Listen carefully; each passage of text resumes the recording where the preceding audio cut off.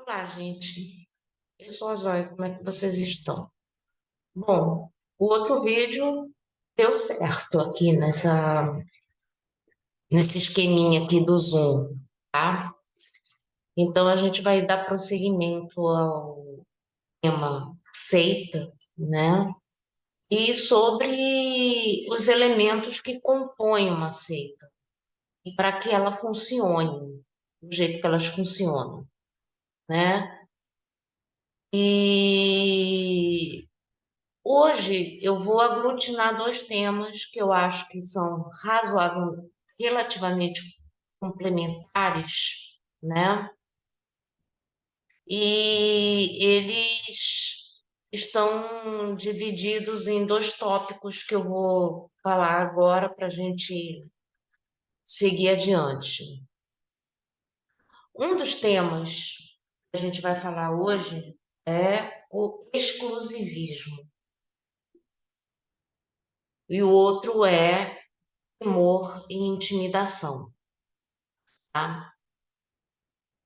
Bom, nós saímos do vídeo passado falando sobre o Love Bomb, né? Que é a bomba de amor. E o que isso significa? E você chega lá, você recebe as boas-vindas, seja em casa, ou seja, é aquele início de relacionamento onde tudo são flores, né? A partir do momento que você começa a baixar a guarda, né, do que você está presenciando ali, é claro que você vai começar a ter acesso a outros elementos que vão, aos poucos, destruindo o seu senso crítico, a sua capacidade analítica, a capacidade lógica, inclusive. Enfim, uma das questões aí que a gente tem que entender é sobre o exclusivismo. O que é esse exclusivismo? É aquela premissa de que só aquele espaço, só aquela seita, só aquele grupo possui as respostas. Respostas. Qualquer uma. Bom, nós que temos assim um vínculo mínimo com a ciência, a gente sabe que a gente não tem resposta para tudo, pelo menos ainda não, né? Muitas coisas a gente acredita um período, a gente porque foi baseada nas informações, nos métodos disponíveis de uma época que fez com que a gente achasse que as coisas funcionassem daquele jeito. Mas depois, quando a gente vê o advento de outros recursos, outras metodologias, outras informações, a gente descobre que estava errado, a gente substitui um conhecimento pelo outro, ou então a gente agrega conhecimento naquilo que já existe, né? Ou seja, a ciência sempre vai cumprindo etapas de transformação, né? Ela sempre está se transformando, sempre está se consolidando, né? Dependendo do que você está propondo anteriormente, né? Então, só que no caso das seitas, até mesmo das religiões mais convencionais, a ideia é que você ah, normalmente tem um conhecimento fixo, e que existe uma verdade e que só esse grupo possui essa verdade. E as pessoas não falam por aí, as pessoas não conhecem, só eles conhecem, só eles são os privilegiados que têm acesso a esse conhecimento, tá? E qual é o problema disso? Um desses problemas que está por trás de estruturas negacionistas e conspiracionistas também, né? Porque quando você acha que só você conhece a resposta, né? Como eu falei, que resposta pode ser qualquer uma, pode ser qualquer coisa. Então, o que que acontece? Ah, você tem uma situação ali que nós vimos acontecendo ao vivo no caso da pandemia. Pessoas declaradamente antivacinas, né? E elas acham que estão certas em ser antivacina, né? Então, o que que acontece? Por que que isso acontece? Porque isso parte do princípio de que as pessoas não têm o conhecimento de como funciona o processo científico, né? Porque o pessoal diz, mas como é que uma vacina vai funcionar se a gente não teve tempo suficiente para testar uma vacina? Bom, forma de fabricação de vacinas, em geral, já é conhecida, né? Já existe vacina, eu acho que desde o início do século XX, vamos colocar assim, né? Teve a vacina da varíola, que foi uma das primeiras que surgiu aí. Então, a gente tem esse conhecimento sobre vacinas e sobre vírus também de muito tempo, de longa data.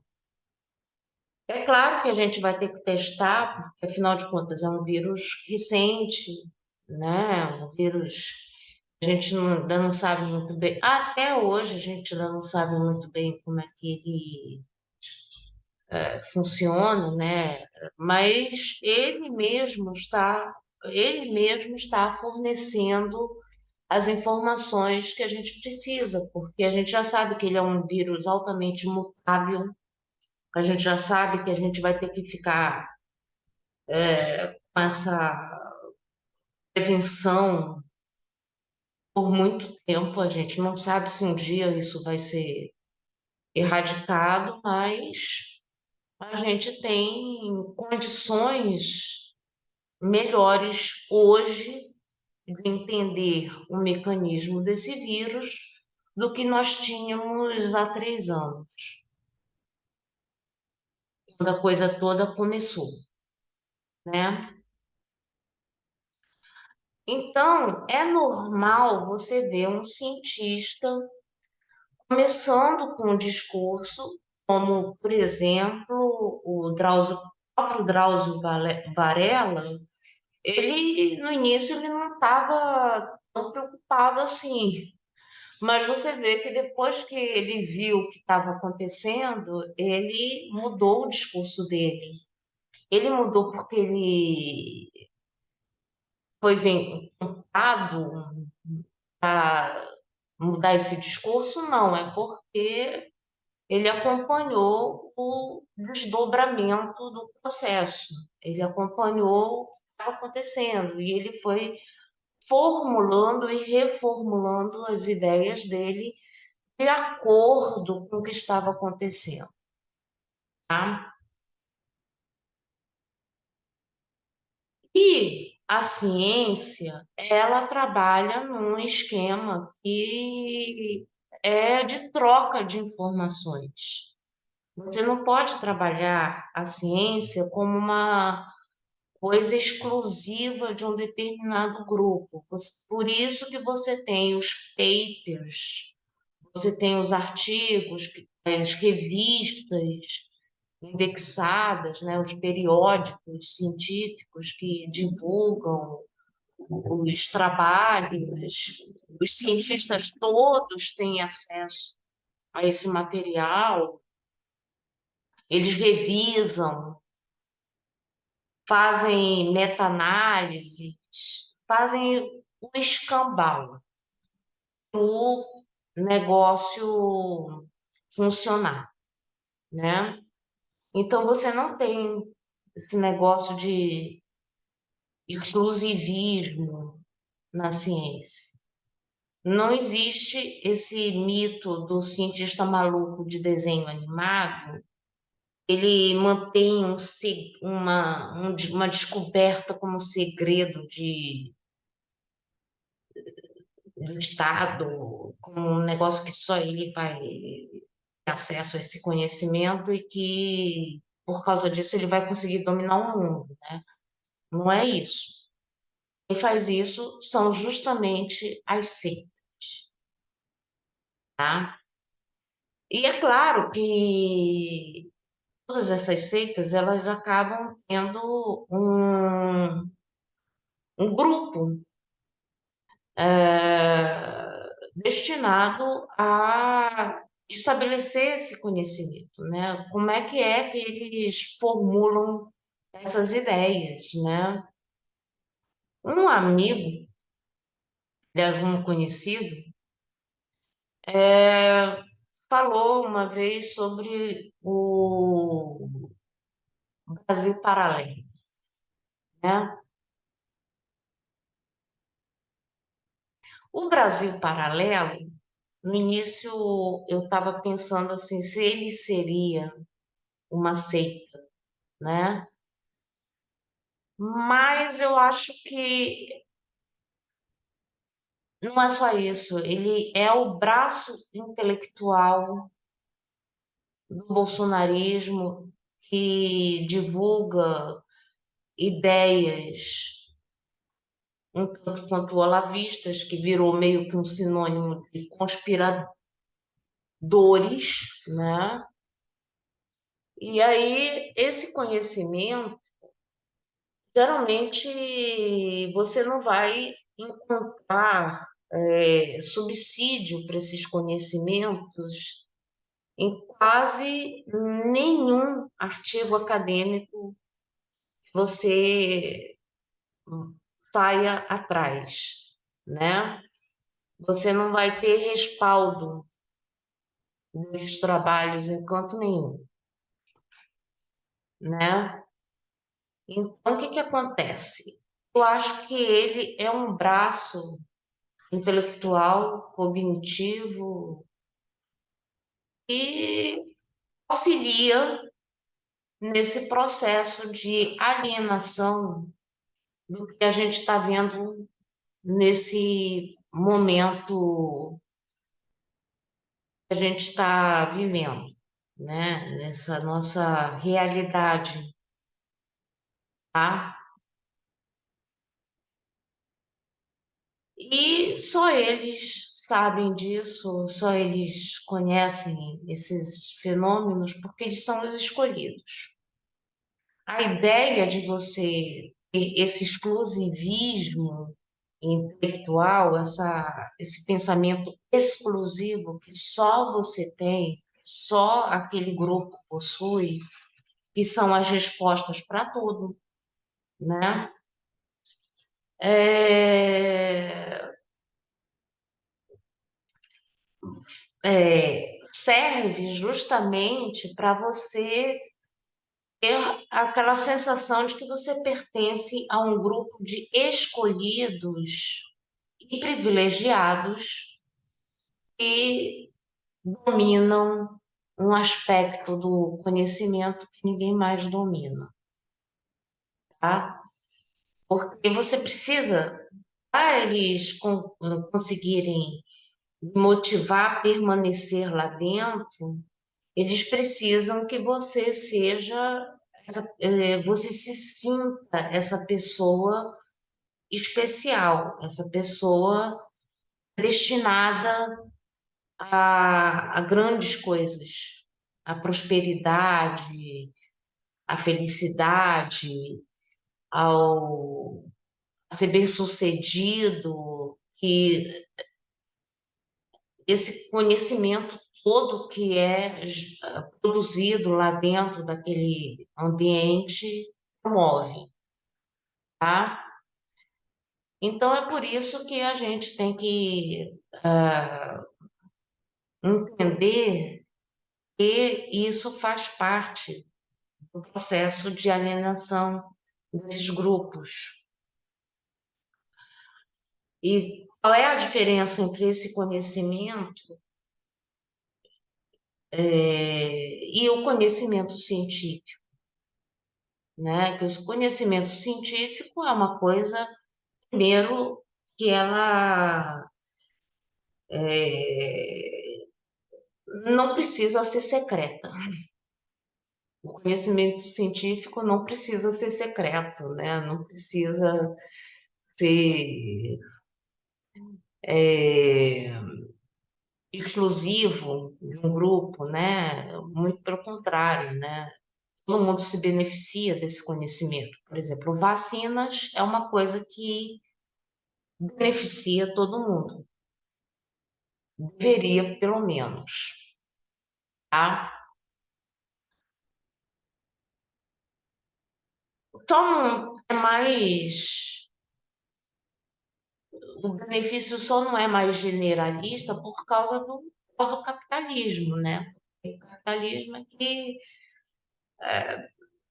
esse lance do privilégio, né? Ele trabalha em cima dessa questão do privilégio, né? Aí você tem, por exemplo, o temor e a intimidação, que é o outro tópico deste vídeo. Então, já que você tem um líder que sabe tudo, que tudo domina, que tudo vê, que tudo enxerga, que tudo ouve, que tudo tem acesso até com instâncias espirituais superiores, né? Porque graças a isso ele tem acesso a esse enorme conhecimento, né? Ah, ele é um cara a ser temido e não questionado. Então, em algum momento desse processo, você vai ser intimidado no sentido de você não poder questionar as palavras do líder, porque o líder é infalível. O líder não tem defeitos. Então, isso gera, é claro, uma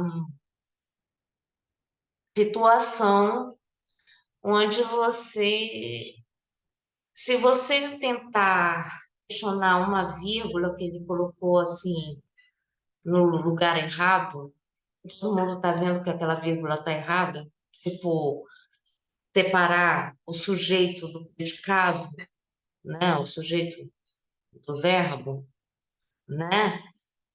Tipo, mestre, você não deveria ter colocado essa vírgula não precisa estar aí, não. Cala a boca. É nesse nível o negócio, tá? Então ele vai, né, você acaba entrando nesse processo de não questionar, porque você não pode, tá?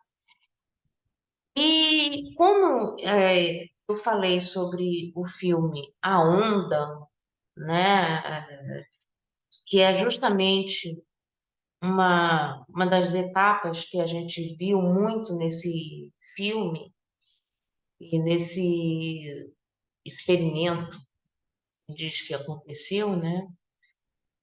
É, uma das questões é deixar as pessoas mal em relação aos estranhos, né?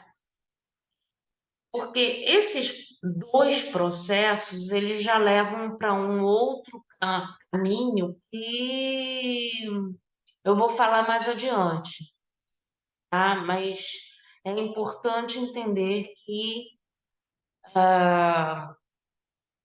uma das etapas é justamente essa questão do exclusivismo e a outra é o temor e a intimidação. Por exemplo, no filme A Onda, você, principalmente no segundo filme, a gente vai pegar como referência porque eu achei mais bem elaborado, né? E dá para a gente entender o que aconteceu aí, né? O outro, assim, as coisas foram acontecendo quando a gente viu já era, né? Então a situação é a seguinte: uma das meninas, inclusive, foi uma que chegou em casa, dava para ver que ela tinha uma família razoavelmente bem estruturada, né? Uma mãe moderninha, um pai ali, irmão. Eu acho que ela era irmão, era irmão. E aí ela tinha um diálogo com os pais, né? Coisa que muitos daqueles outros jovens parece que não tinham muito, né? Inclusive o namoradinho dela. Aí o que que acontece? Ela chega toda empolgada com a experiência que o professor fez, não sei o quê, mas só que essa menina, em algum momento, ela começa a questionar essa experiência. Sempre tem alguém que vai questionar, né? Sempre tem o advogado do diabo nessas histórias, né? Enfim. Aí o que que acontece? Essa menina, ela, pelo histórico anterior, né? Que por isso que eu achei importante eles terem mostrado quem eram esses jovens antes de começar esse experimento, porque a gente começa a ver algumas questões ali. Essa menina, ela tinha planos de ir para a Espanha, ou seja, estudar fora,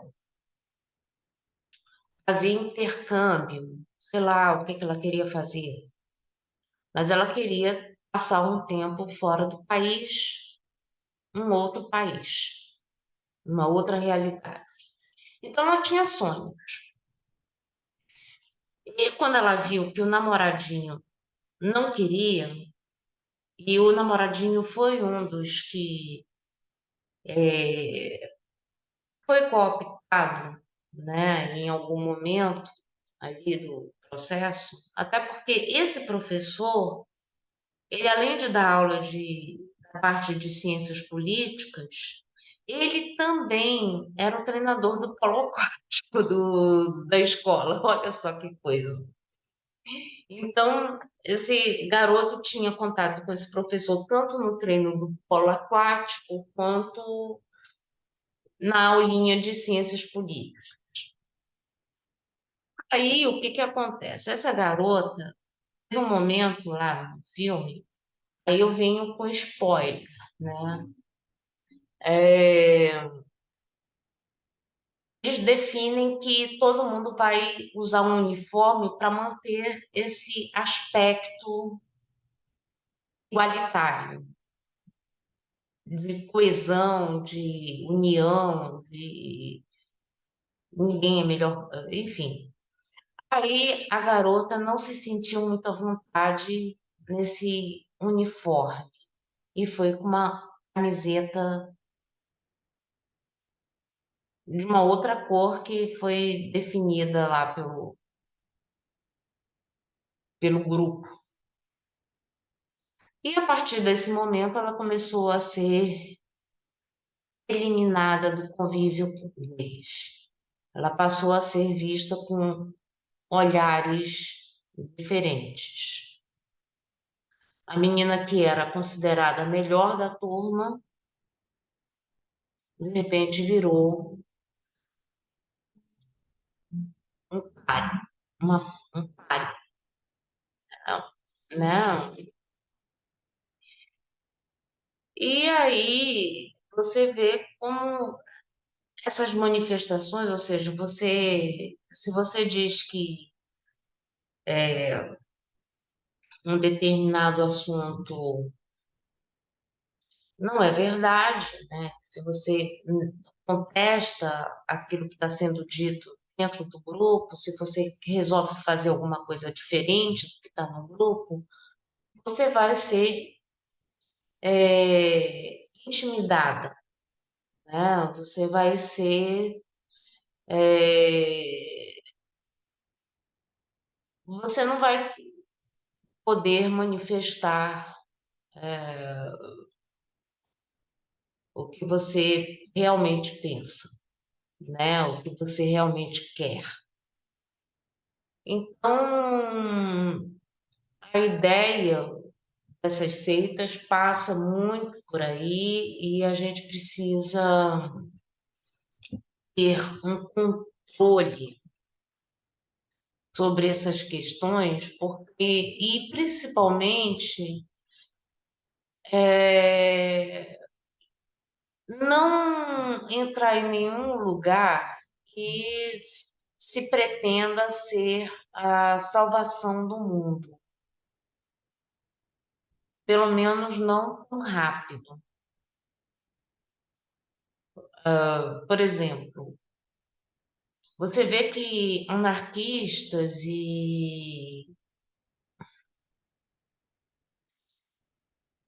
comunistas, eles querem uma transformação do mundo, um mundo mais justo, um mundo mais igualitário, mas eles sabem, mas todos nós da esquerda sabemos que vai ser muito difícil a gente mudar as coisas de uma hora para outra, por mais revolucionário que a gente queira fazer o processo. Por isso que a gente pensa muito nesse processo revolucionário, porque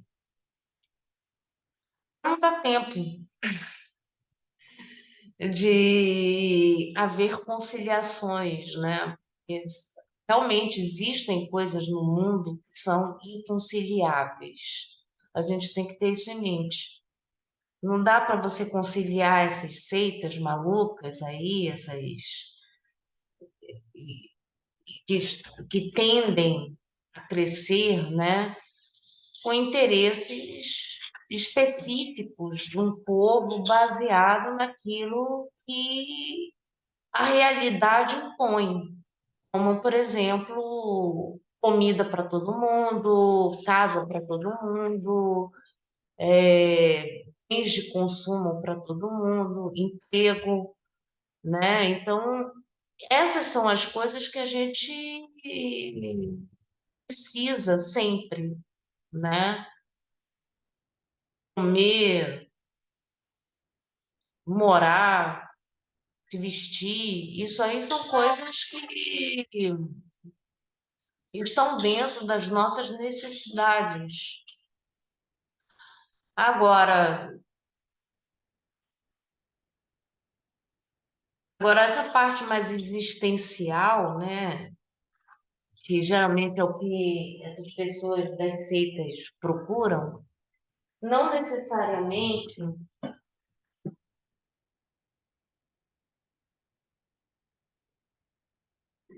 é, estão inseridas nesse pacote, né? Então, quanto mais a gente finca os pés na realidade e no realismo, né? No pensamento realista ou materialista,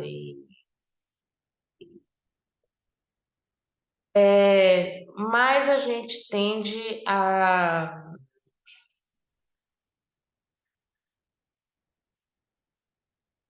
tentar encontrar uma solução aqui mesmo, né? E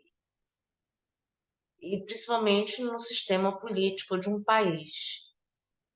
Agora, quando você acredita que os inimigos são outros, os inimigos não são os verdadeiros inimigos, né? Como esse pessoal acredita, né? Você vê que a direita brasileira, pelo menos, está mostrando que os inimigos são os gays, são os negros, são as mulheres, é todo mundo, menos, né, o verdadeiro problema, é o capitalismo, né? Então, quando a gente não tem essa noção qual é o verdadeiro problema que atinge o mundo, a gente tende a colocar a culpa até mesmo no vizinho, tá? Enfim, esse foi um vídeo que eu precisei falar um pouco mais sobre o filme A Onda, porque esses vídeos eu estou tentando trazer um pouco de é, conversa com o filme e o que a gente está vendo acontecer aqui e sobre essas questões ah, ligadas às seitas, né? É, então eu vou ficando por aqui. Eu espero que gostem desse vídeo e que a gente consiga é, ter uma compreensãozinha maior, né? E saudações anarquistas para todos.